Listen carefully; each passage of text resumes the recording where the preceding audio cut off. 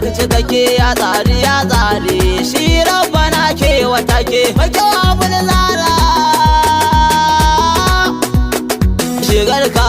dai daban ba zato ba kadai da kyanka Allah ke bari ba kaɗan ba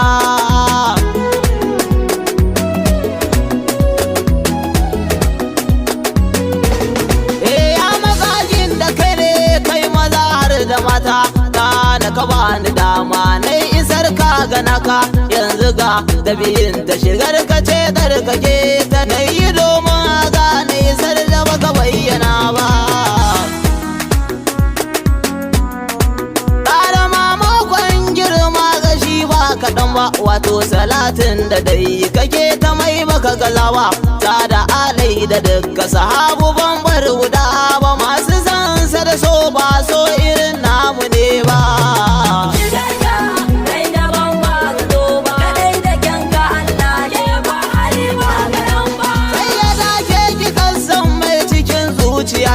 sai ya dake kike cewa na ce kan na furta sai ya da ƙara bana abin